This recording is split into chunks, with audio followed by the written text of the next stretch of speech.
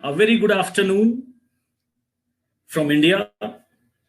Good morning, good evening, good night for other participants of other countries. We welcome you to our 34th session of LTI webinar series. As you all know that these sessions are being organized by English Language Teachers Association of India.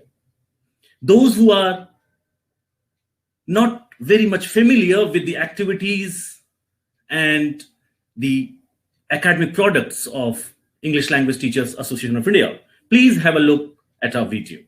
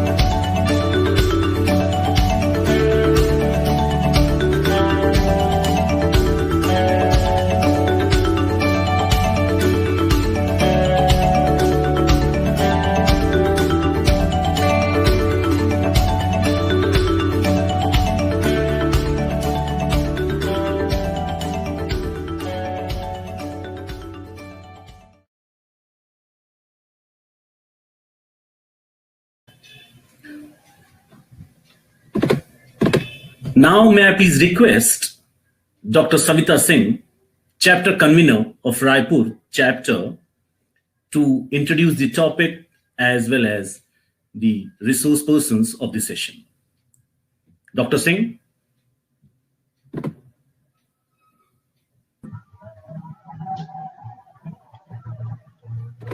Yes. Thank you, Dr. Shravan. This is Dr. Savita Singh, extending a cordial welcome to all literature lovers present here.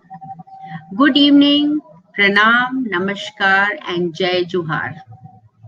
We are in the midst of the festive season, waiting for the new year.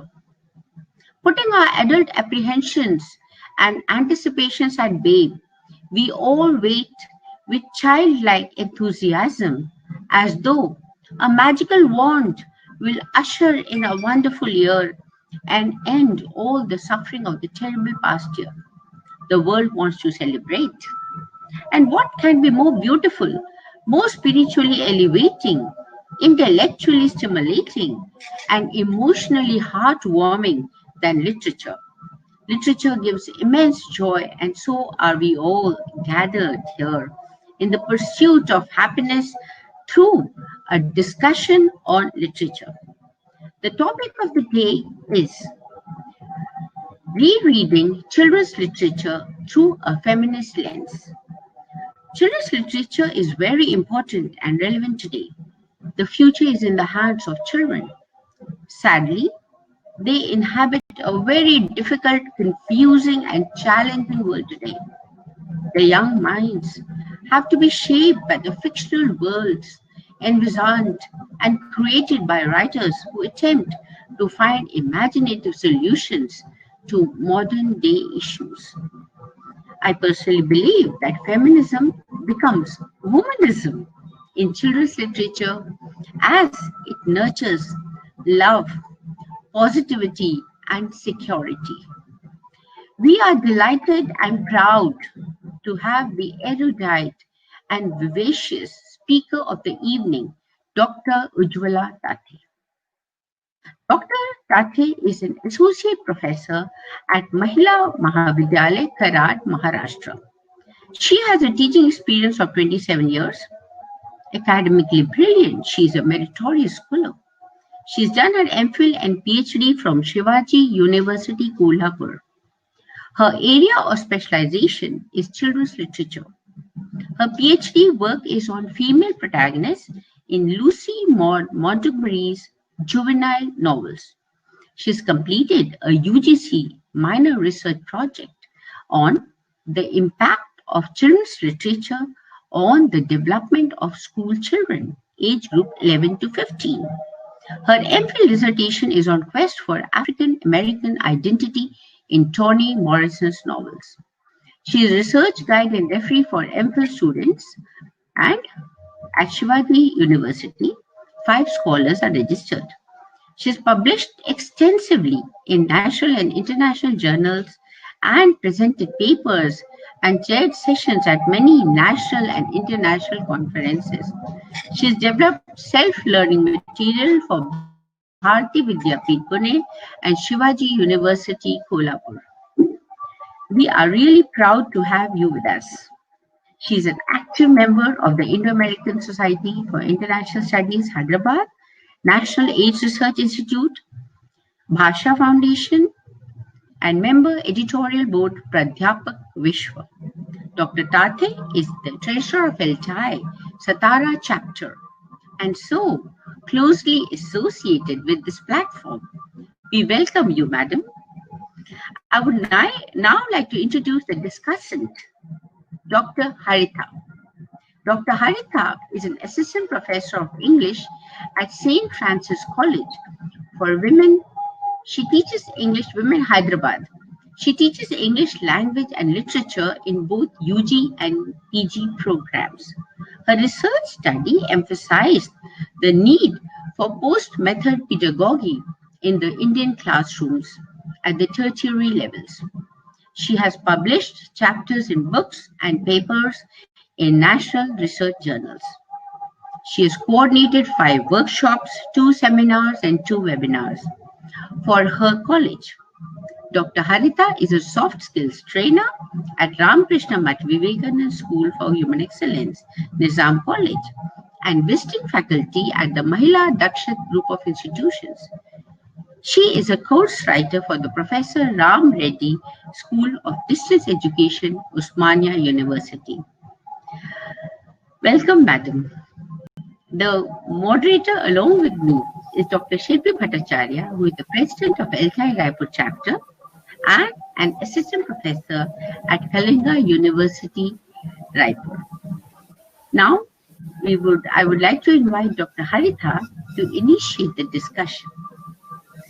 I apologize for the background sound That is disturbing maybe some listeners, but I cannot do anything about it. Over to you, Dr. Haritha. Thank you, Dr. Savita and Team LTI for this opportunity. Good evening, dear friends. I welcome you all to this webinar on rereading children's literature through a feminist lens. Most of you will agree that some of the fondest memories of childhood are tied to a beloved book, right? Nothing seems more wholesome and simplistic than a loved one engaging a youngster's imagination with the power of story. We can all recollect that children's books are packed with princesses waiting for their Prince Charming, fairies dressed in pink and sparkles, adventures to far-off places, mythical heroes, mysteries, and the list is really long. Children's literature had evolved wonderfully over time. Today, it experiments with varied genres and deals with variety of subjects. For over 2 centuries, the perspective of looking at children's literature had changed completely.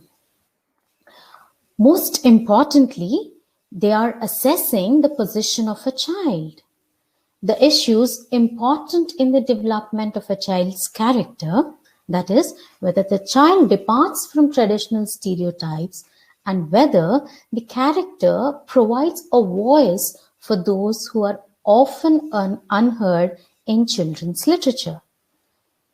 The critics are attempting to explore these silenced voices in children's books and the dominant ideologies that control its every aspect.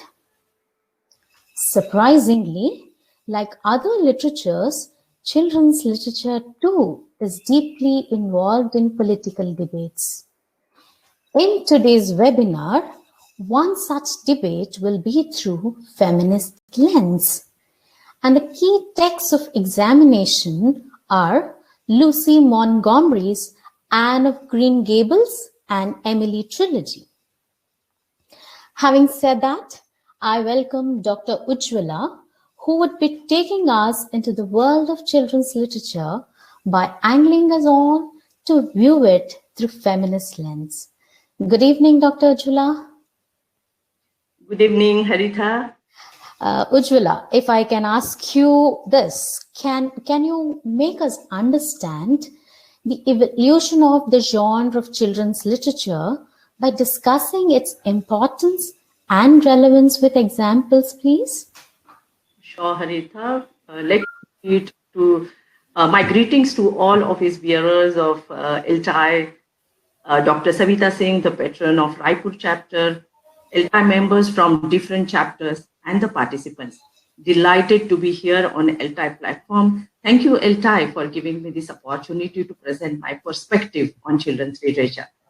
Well, Haritha, you made a pertinent statement in your introduction that a genre of children's literature is wonderfully evolved over the last few years. Yes, it's quite true. Today, the writers of children's literature are experimenting with innumerable genres. Now, it is not restricted to only fairy tales or magical fantasies. Some writers of children's literature are adopting a tone of multicultural concerns, and such texts promote global connectedness. We can take example of Alan Say's tale of the Japanese-American immigrant experience, for that matter, or Swati Raje's that endorses communal harmony. Today, many countries are developing their highly individualistic children's literature flavored with their culture, different dialects, folk tales, etc. Recently, I came across Wasim Baner's Marathi book, Sutki Wale Anna, a portrait of a man who molds stones. A generic trader, very much unfamiliar to this generation or maybe our generation. If we consider this aspect of children's literature, children's books are winning the status of a cultural product for children. Indeed, this is one of children's literature's greatest gifts to its readers.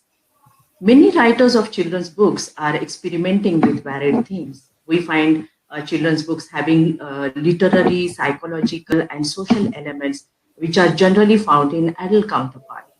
Quite an interesting feature is found in today's children's literature, and that is it does not protect children or childhood from horror, violence, party, death, etc.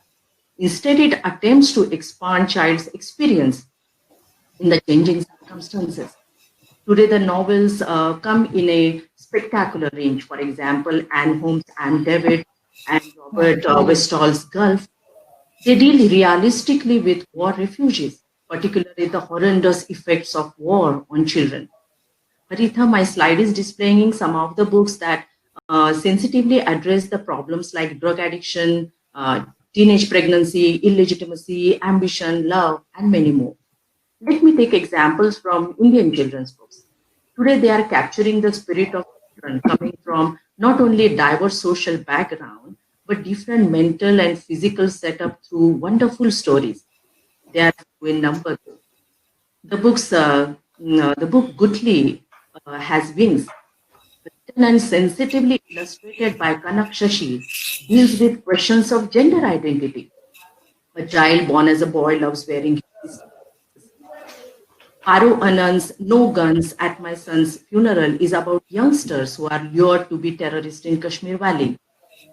Ma, written by Kancha Ilaya, sensitizes young children about caste system. Asha Nehemiah's Behind the Lie addresses the problems of domestic violence and show how the children deal with it. You know, books like these facilitate the children expand their worldview and sensitivity towards such issues. Haritha, provided they reach children. The examples given by you, Dr. Ujjwala, are worth considering to familiarize the idea of children's literature and the varied problems that are projected in them. I think at this point, I will have to bring it to your consideration that children adopt certain roles and behaviors as a part of their socialization process, isn't it? With this, they try to create their own identities as well. So what is happening in the process of developing their identity is they are being influenced by some elements. Okay, and most importantly, there is one element that influences this identity, and I feel that it is nothing but the literature that children read or what is read to them. Okay, I believe that this literature has an enormous impact on children and language learners throughout the world, especially in the areas of culture and gender roles. If we are trying to reflect on this whole gamut of children's literature, it is often noted that the misogynistic views of gender roles are reinforced not only in the institution of power and dominance, but also by literature. Dr. Ujjwala, Yes. Considering this as a point of discussion, how do we as researchers of literature understand the gender dynamics in children's literature? Well, Haritha, a close inspection of this genre reveals that, like literature written for adults, children's literature too is not free from gender bias. The history of children's literature, it makes us reflect seriously upon this issue. Those stories are around from the early centuries. However, the mid-18th century is commonly regarded as the starting point of children's literature. In this age, children's books were not specifically directed toward girls or boys. On the contrary, they were devoted to teach children moral earnestness and individual righteousness. However, the marked subdivision between girls and boys stories emerged in the 19th century, that is in the Victorian age, from 1837 to 1901.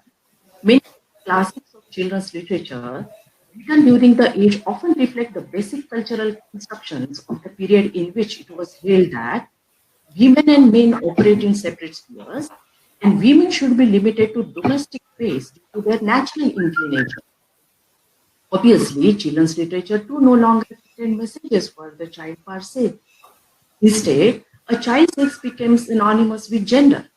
The books began to be written and marketed with gender very much in mind. Books for boys attempted to instill in them what was thought to be a manly set of codes and values like courage, loyalty, resourcefulness, creativity, etc.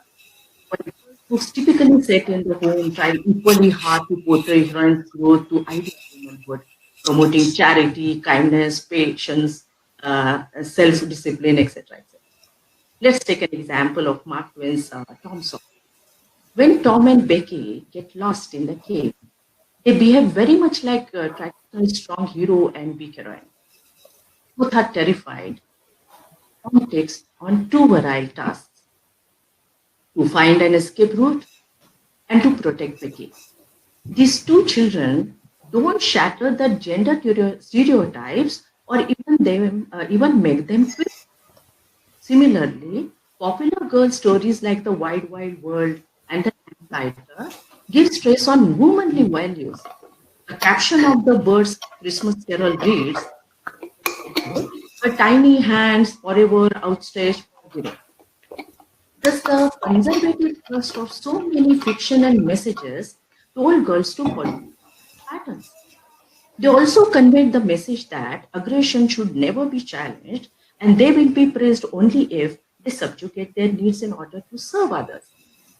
Interestingly, Haritha, Lewis Carroll's Alice, a cool and bold inner adventure, is worried terribly about politeness and rules. She tries not to offend or hurt anyone's feelings. In Green's version of Little Red Riding Hood, Little Red emerges from the wolf's stomach only after she learns that curiosity and independence are dangerous traits for a young girl to possess. Now, this rereading of children's literature reveals that within the literary culture, girls are triply marginalized due to the prevailing hegemonic structure.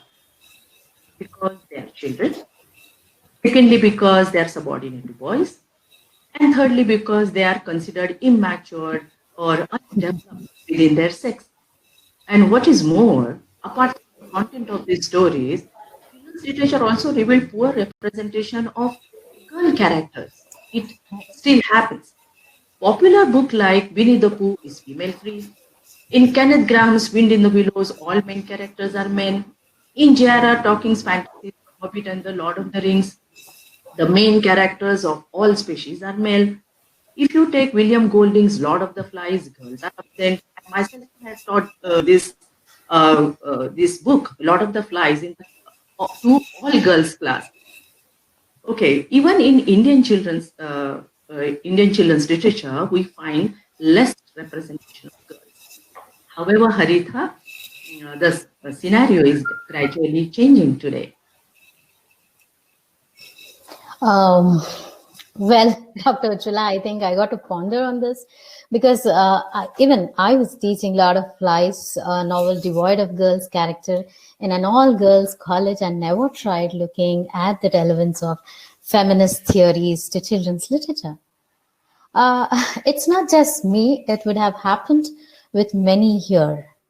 Looking back into the literature from the very hungry caterpillar to the cat in the hat, Peter Rabbit to Babar, children's books are dominated by male central characters. I have a study with me led by Janice McCabe, a professor of sociology at Florida State University. He had found out that males are central characters in 57% of children's books published each year, with just 31% having female central characters. Male animals are central characters in 23% of books, while female animals star in only 7.5%. Why is there a range of difference? Dr. Ujjwala, I think you will have to clarify this to me. Where did all this emerge from? And why is that a female character is not so much a considerate thing in children's literature? And also, I would request you to make us familiarize as how to locate similarities between women's writing and children's literature. Sure, Haritha. It's a very interesting field of research. Children's literature is recently under the scanner of critics of children's literature and feminist critics. They are attempting to expose gender biases, stereotypical gender roles for boys and girls and women, as well as patriarchal constraints on female independence. Although feminist theory has worked hard to place the woman in the position of the subject rather than the object, children have only recently been afforded similar attention, particularly in the current feminist field of research. The researchers revealed that traditionally children, like women, have been underrepresented in the historical record. Moreover, like women, children are continue to be understood as lacking the power and competency to drive social change or to produce important knowledge. Finding this intriguing, feminist critics and children's literature scholars are investigating both women and children's literature to explore women's and children's exclusion and devaluation in children's history. Obviously, application of feminist theories to children's literature seems quite relevant. We have few reasons for this. Both children and women are underrepresented, excluded, silenced in literary history. Both are understood as lacking in power and competency. In patriarchal discourse, they are positioned as other, and both are regarded as marginal. Hence, both the literatures respond to repression, both explore the way the authority is challenged, both subvert dominant discourses, both reveal the form of physical, economic, and linguistic entrapment, and both are not free from gender bias. These are some of the reasons why the critics find natural kinship between children's literature and feminist. This kinship arouses our interest to explore power relations in children's literature. It is also quite interesting, Haritha, to critically assess position of girls in children's literature, as well as explore why girls have been portrayed as acted upon rather than active. Haritha, this is a different field of research, extensive research. Okay, I'm really delighted to be a part of this talk, which is trying to look at those intricate ideas that are presented in some of the major works of children's literature. It's really clear to perceive and juxtapose feminist theories. At this point, Dr. Ujjwala, I could recollect something that is in 1960s, I think, during the second wave of feminism, which affected the way cultures tried defining femininity, which ultimately led women to bolster their own image, not only in the society, but in the literature as well.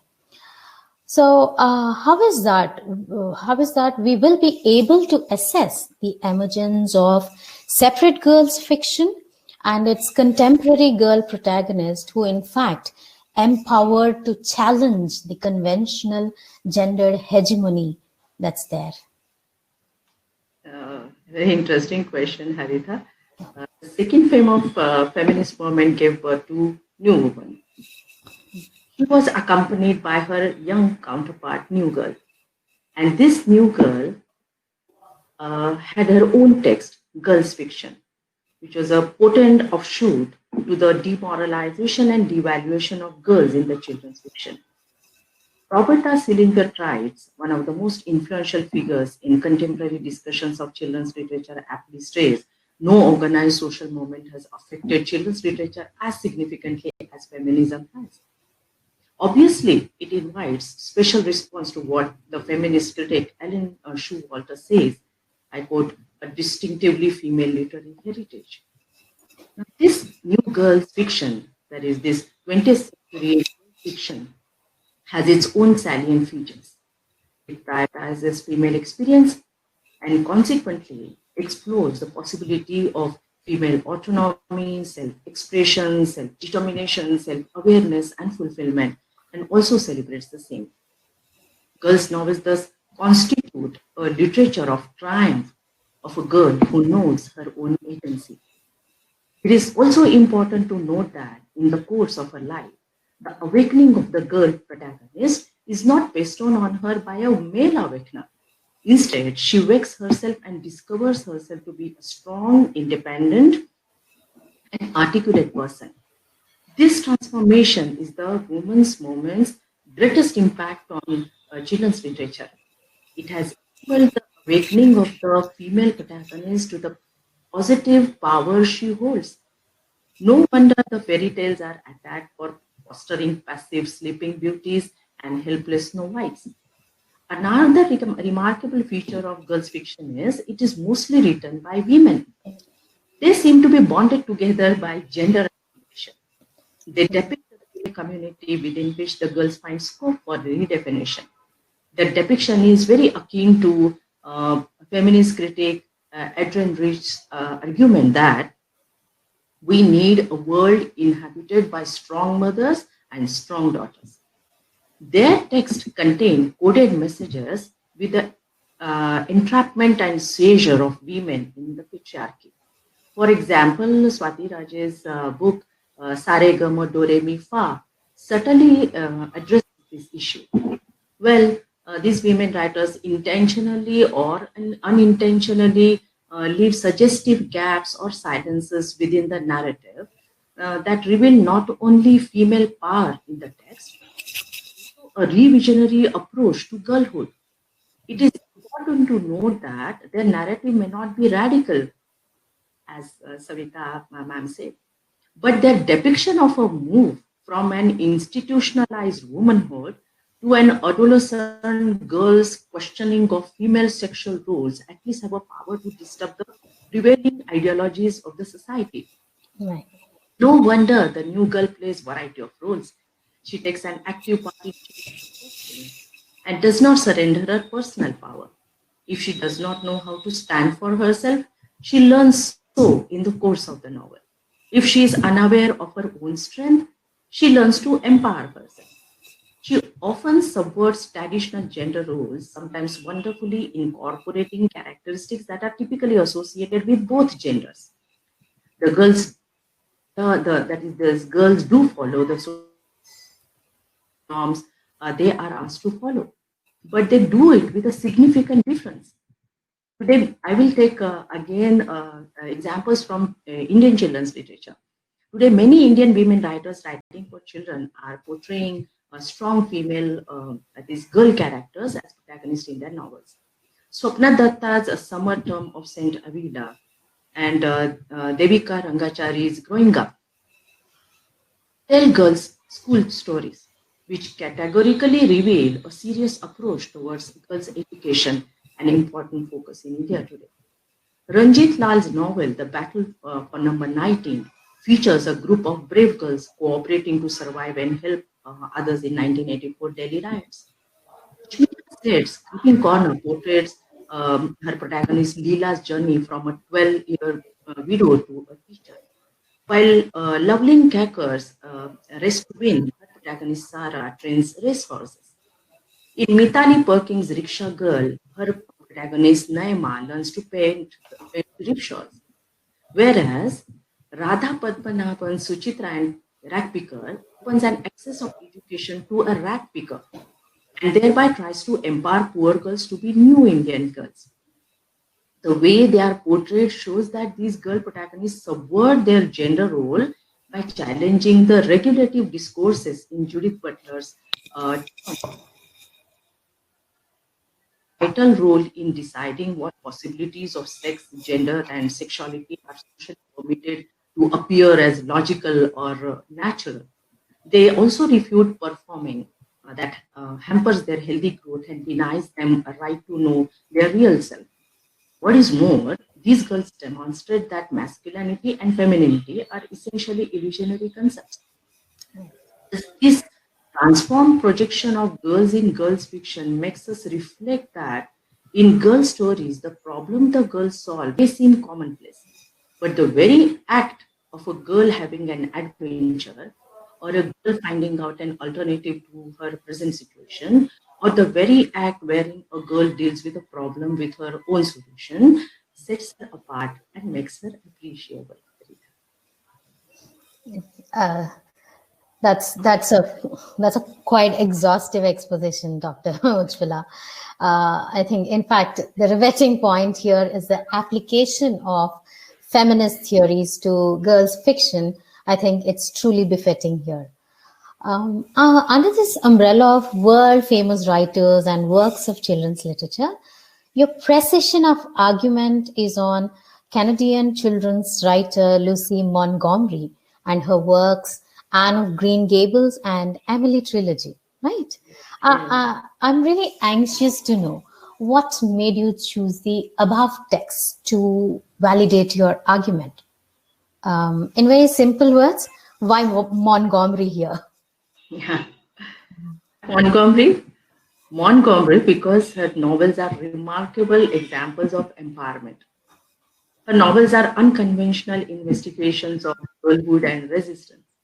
They strongly work to dismantle and rewrite the master narratives of Montgomery's own time.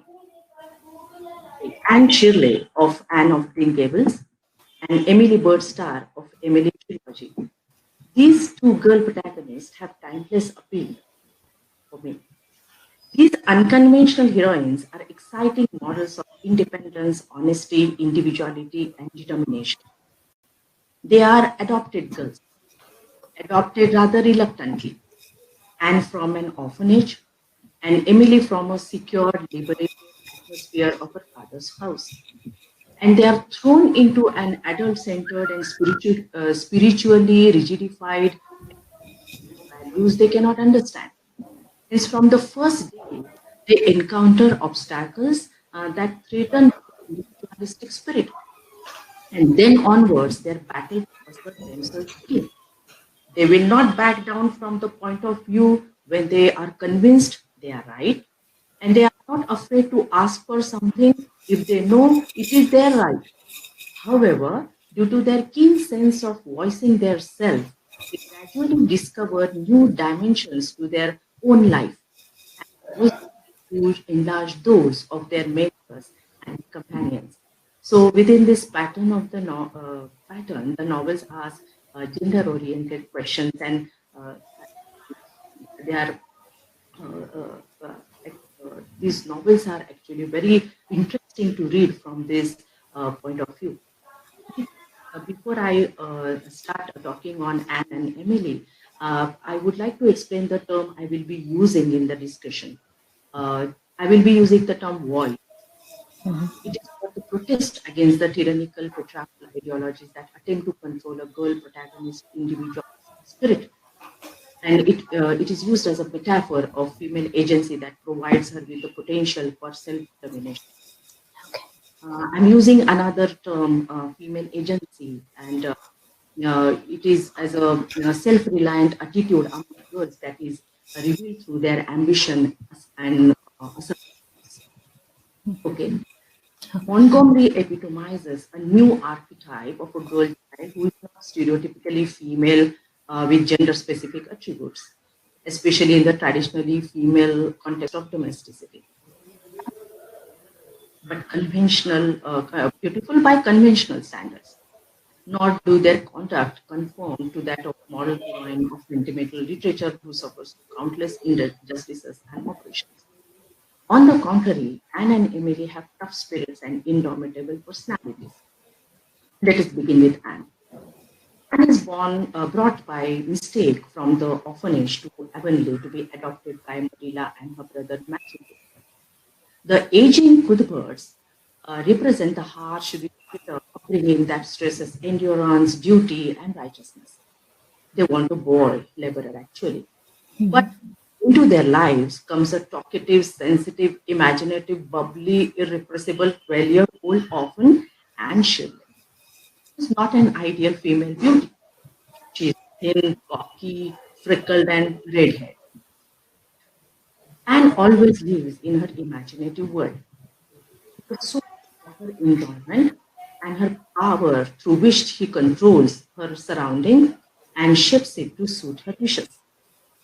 In her imaginary world, she manipulates language, And through this, she reinforces the importance of female agency. When she introduces herself to Marilla, she calls herself Cordelia. She insists, if you want to call me Anne, it should be spelled with an E. Later on, she insists, or finally, she prefers to call herself Anne of Green Gables. Thus, Emily tries to rewrite her own identity. Doing so, Anne confirms her distinctive subjectivity in the series. Likewise, Emily from the beginning of the book is described in language that connotes strength of her character. Montgomery goes to great lengths to convey the power of Emily's personality. When the housekeeper, that is Ellen Green, her name is, tells her that she is not much of importance, Emily responds proudly with the self-assertive statement, I am of importance to myself. Montgomery here voices an empowering idea in her era that girls can be important. So both Anne and Emily's very unconventionality is a part of their appeal. They are unique and possess a rich inner life of imagination and creativity. They assert their individualistic spirit in a rigid environment which believes that children should be seen and not heard. Their subjectivity is not only controlled by their family, the society they live in also tries to control it. But when it fails to control their unique self, it attacks, the society attacks their body. And obviously then their body turns into the feminist critic Sexton's words, I quote, battleground over which the conflicting cultural values are fought. However, it is through their very body these girls claim agency for themselves. We will take Emily's example. Emily has to negotiate with the cultural and social expectations that impinge on her body. Montgomery has used Emily's adolescent body to discuss how the society attempts to control the female body and also how it refuses to acknowledge the female body in its entirety. Chapter, Ellen Green, again the housekeeper, first makes Emily conscious of her body by defining her as queer. She says, you talk queer, you act queer, and at times you look queer. Indeed, though this epithet implies negativity, in Emily's case, it positively denotes her unique self. Or in the next few pages, when Emily's aunts and uncles come for her father's funeral, Emily becomes part of the social mirror that fragments her body into body parts. They trace, decipher, verify her family alliance like genealogical detectives. Say, she has her grandmother's hair and eyes, her grandfather's nose, her father's forehead, her mother's smile, her mother's long lashes. Emily there and there refuses to be decomposed and to be absorbed in bits and pieces into the family lineage. Emily indignantly burst out, you make me feel as if I am made up of scraps and patches. So Anne also exhibits this aggressive temper when anyone remarks on her freckled face and red hair, which is her weakness. For instance, when a neighbor tells Anne that she's terribly skinny and homely with freckles on her face and calls her hair as red as carrots. Anne retorts, I hate you. How can you say I'm freckled and red-headed? How would you like to have such things said to you? How would you like to be told that you are fat and clumsy and probably hadn't a spark of imagination in you? I will never forgive you for it. Never, never. So both Emily and Anne react as what Judith Butler calls a subversive body when their bodies are forced to become the locus for social inscription of identity. Emily and Anne protest against the autocratic adults who refuse to respect their girl's body. Here, Montgomery subtly condemns humiliation of children as well. Moreover, Haritha, though their bodies are under attack, Emily and and do not squelch their individuality so as to fit into society. Instead, they are all the more affirm their agency, their choices, their non-conformity in the conventional patriarchal society. I will take Emily. Emily has to protest the mean-mindedness of the adult time and again. Right. In one incident, when Emily proudly says, "I am the smartest scholar in this class and I can't help seeing myself," Emily's honest opinions and her justification is rather seen as arrogance. Only because a girl voicing her opinions is tabooed in the patriarchal society, her silence is appreciated. Obviously, annoyed by Emily's confident declaration, her aunt Ruth chooses to attack her body. And she says, "It is to be hoped you have some brains. Because you haven't much in the way of looks, you have no complexion to speak of. And that inky hair around your white face is startling. I see you are going to be a plain girl. I'm telling you your faults so you may correct them." Emily objects to this mixing of her body and her behavior, and she says, "But I don't want to be a different girl. I wouldn't want to be anybody but myself even if I'm plain. It's not my fault that my face is pale and my hair black." So Emily thus protests against the autocratic adult who refuses to respect her agency. She duly checks the repressive adult's power. Montgomery thus allows Emily to have agency over her voice, when the very voice, that is her own identity, is at stake. Emily compels the adults listen, feel, acknowledge her unique self. These wonderful girls, Anne and Emily, recognize not only who they are, but how they are different from others around them.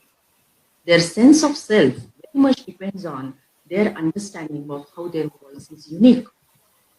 In Emily's case, the Blair Water community where she lives cannot put up with a girl being confident, independent, and vain.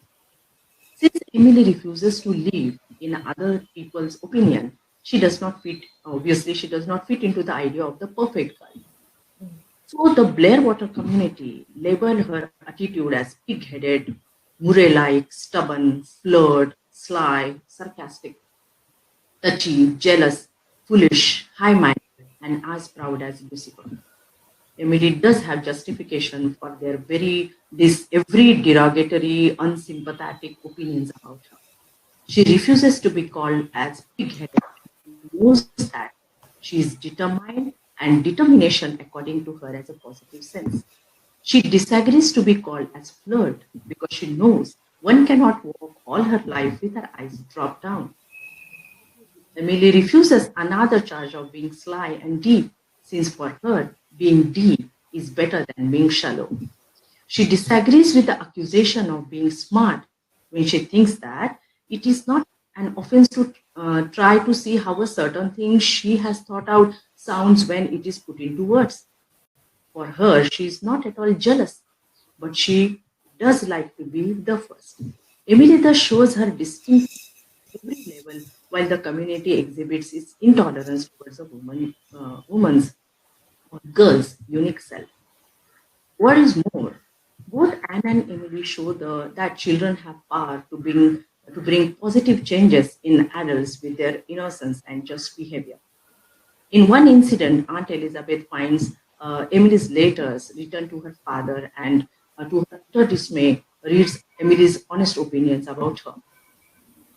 Elizabeth, who has always maintained her status as unchallenged autocrat and whom nobody has ever dared to say anything uncomplimentary, trembles with anger. And she enters Emily's room. She expects Emily to be confused, dismayed, ashamed, and scared. Instead, she surprisingly notices righteous indignation on Emily's face when Emily asks her, "How dare you touch my private papers? You had no right to touch them. I will never forgive you." The intensity, honesty, and earnestness in Emily's voice lets Elizabeth feel ashamed of herself for the first time in her life.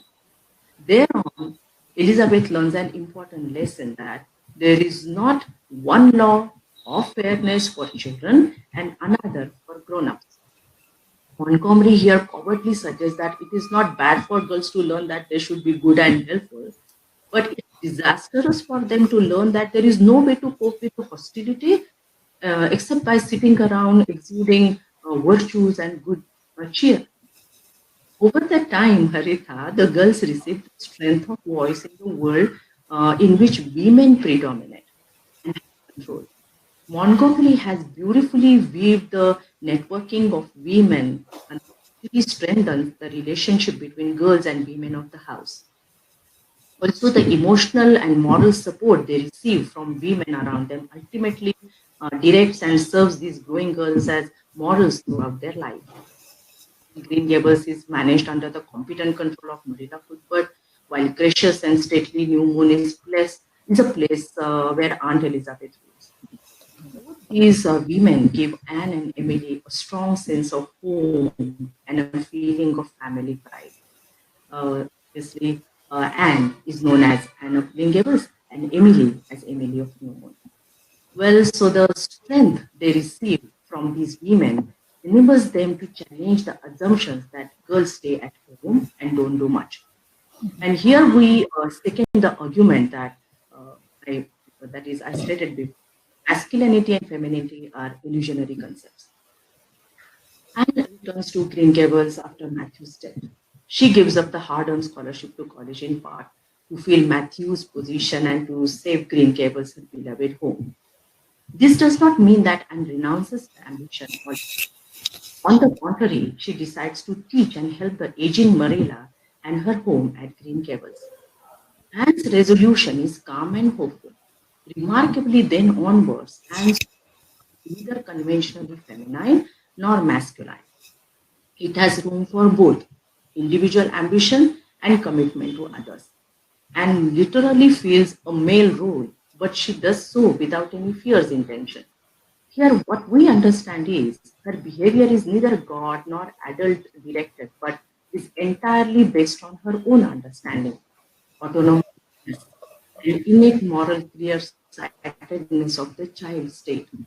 Her behavior is what the critic Kathleen O'Dea rightly proposes. Girls don't need any moral lesson in being nice. They need lessons in making decisions for themselves.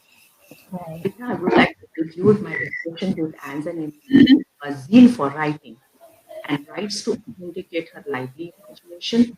However, for Emily, writing is a vocation, a part of her very being.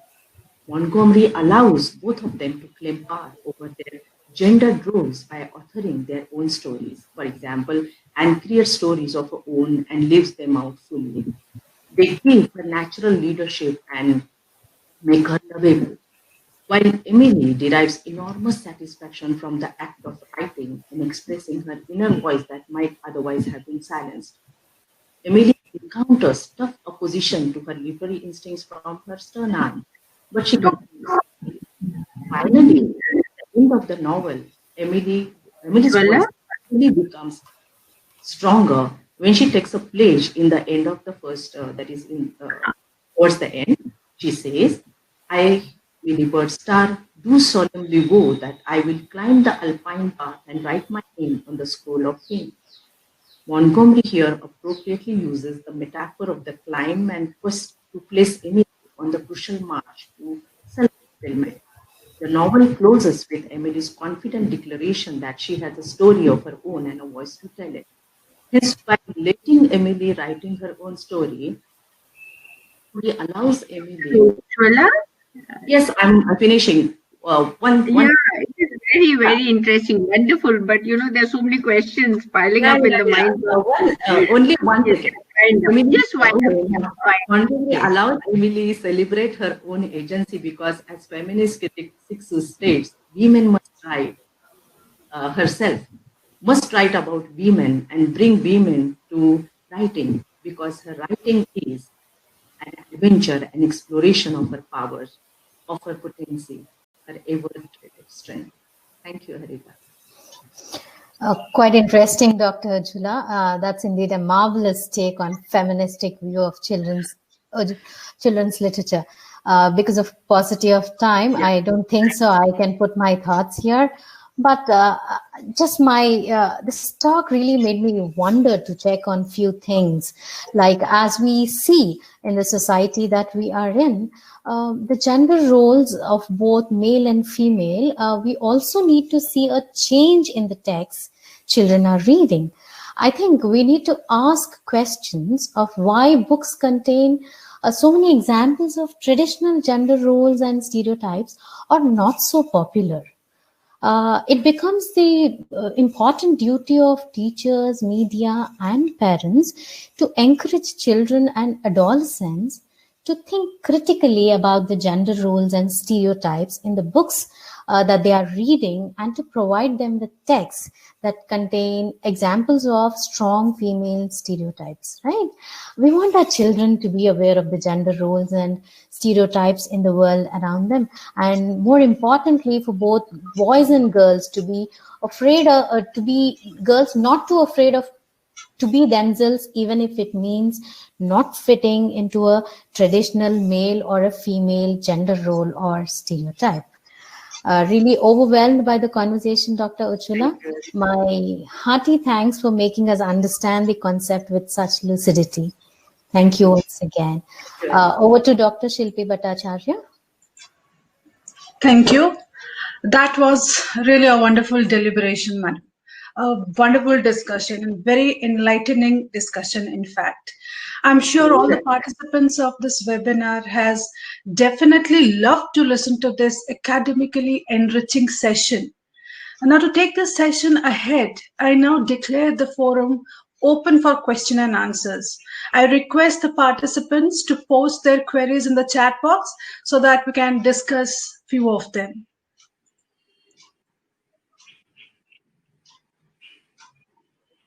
I request the participants to post their queries in the chat box here, please. First question is broadcasted. Yeah, so the question that we are getting from Dr. Vinod K. Chopra is, could you please mention some novels based on children literature that can be studied on feminist perspective? Shilpi, if we take that is right from the beginning, that is 19th century, we can take Alcott's Little Girls. It's a beautiful book. If we actually, Alcott is was never thought about or was never given attention. That is in the 19th century. Because supposed to be the four wheels of novels were very prominent in 19th century. So we can take Alcott, we can take this, even Anne of Green Gables, even Anne of Green Gables and Emily of New Moon, or we can take even Nancy Drew for that matter, or we can Katie series, or actually there are many books written by non-white women, and there are many, and that is, we have to explore those books, but they are beautifully written.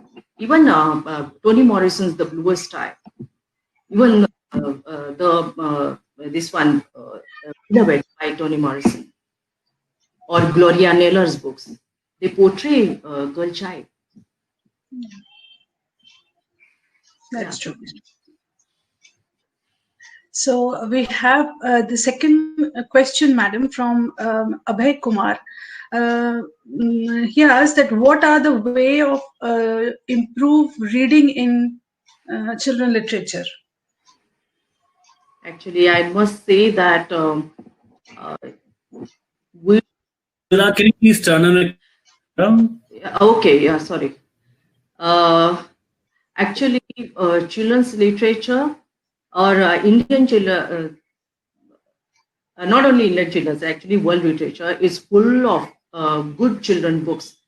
And so when reading, sorry, I didn't get the question. Ma'am, the question is, what are the ways of improving reading in children's literature? Okay, we can study the characters, we can study how they are positioned in the text, what kind of language they use, what kind of conflict the children's books discuss or address. I think I have to be very specific to this question. What are the ways a child could improve his reading skills? reading skills. Yeah, what are the ways suggested? Okay, in the beginning, give him easy books. Then go for some. Even I would like to take Tulika books. Give them Tulika books. That is, it is a publication. Tulika books publication publishes wonderful books, which actually address so many issues, as well as there are very many very much interesting. Even I think there are some other publications which are publishing good children's books. Actually, there are children's books which are I don't think they much improve the child's thinking as well and the language competency of children. But there are particularly, because now that I have in mind, that Pratham books, then Tulika books, give them for reading and see what they talk about it. Even Swati Raja's books, they are very good. Right. Ma'am, the third question that we have is, how can we develop writing literature in school children as a teacher? Writing children's literature. The question says, how can we develop writing literature in school children as a teacher? Develop writing literature. Okay, you can ask them to write their own personal experiences first. Think about they themselves, think about their friends, think about the small incidences happen in their everyday lives, and ask them to narrate them, or ask them to write them, ask them to read them out, correct them, wherever necessary, correct them. Otherwise, leave it like that. It is their own creativity. You can improve their language, you can improve their coherent statements, coherency. Otherwise, let them write whatever they want, and let's see whether they actually have certain message, because there must be some message in them. We have a very interesting question here, ma'am. Is it desirable for us to instill a sense of gender inequality in children? Of course, yes, of course, because childhood is an age where we can sensitize the children, the issues, sensitize the children for this kind of issues. Because I have seen, or we meet so many children. Okay, I will take example from my own research I had done on children's, that is on children, regarding what they read and what is the impact. And I asked them a question, that is I asked the boys, do you read girls' books? They said no. Why? Because they cry, they complain.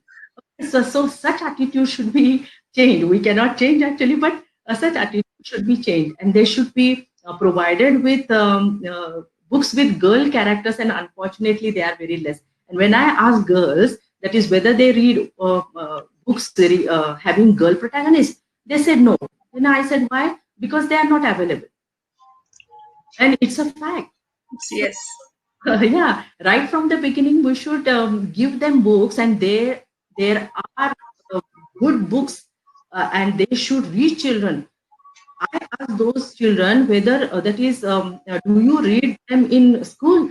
And they said the librarian is not very much interested in issuing them books. Even the school is not interested, because they are so much pressurized, and they want to complete their syllabus, that they do not keep reading hours for children. Actually, the school should do it. Then only they can sensitize children towards these issues. Even the parents, that is, maybe not all parents are able to actually give children or buy children good books, but at least schools can do this. At least some NGOs can do this, and some NGOs, Shilpi, are doing a wonderful job in this field. That is, they are providing or keeping books for children in the garden, in the hospitals, in the in the theaters, or and maybe I think if such books will teach them. Maybe.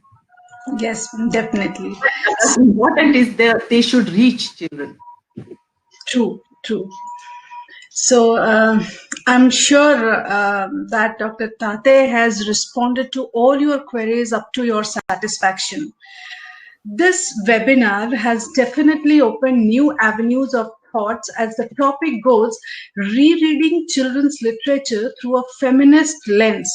I strongly feel that along with physical growth, emotional, social, intellectual development of children needs continuous stimulation, and children's literature can provide such stimulation. Hence, a serious thought should be given to the role of children's books in the healthy growth of children. The feminist lens in this webinar has made us clearly see that a woman who is determined to value and pursue her dreams can achieve success if she recognizes the power of a strong inner voice. If girls foster and sustain a powerful sense of female self in themselves, they can assert their individual rights to pursue their own course in life. Through Montgomery's novels, this webinar reveals remarkable approach to view life. Being a girl is not just living a complaint life. Being a mother is not just a biological function. Being a man is not just overpowering women. Being a spouse is not subservience to the will of another. Being an adult is not just passing the decrees, and being a part of a community is not just living in one, but connecting with people. Thank you so much, madam. I record a deep sense of appreciation to the speaker of today's webinar, Dr. Ujjwala Thate, Associate Professor, Mahila Mahavidyalaya, Karar, for taking us over a beautiful panorama of thoughts. I also record sincere thanks to Dr. G. Haritha from St. Francis College for Women, Hyderabad, for keeping the pace of the discussion so high.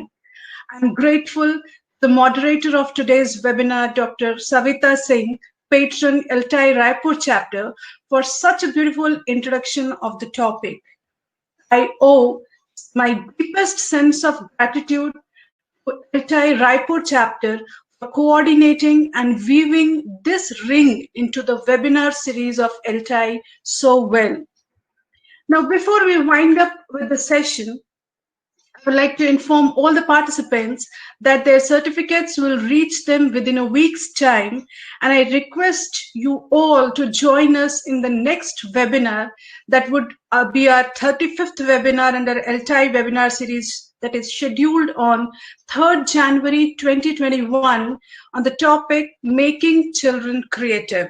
Now, the speaker of the webinar would be Dr. M. Srinivasan, Principal and Chairman, DEAR Innovative International School, Founder and Chief Editor of Think Creativity and Intelligence's Quest. I once again thank everyone on this platform for being with us and making it a huge success. See you all on 3rd January for yet another academically rich event. Till then, stay happy, stay healthy, and have a wonderful new year ahead. Thank you so much. Thank you.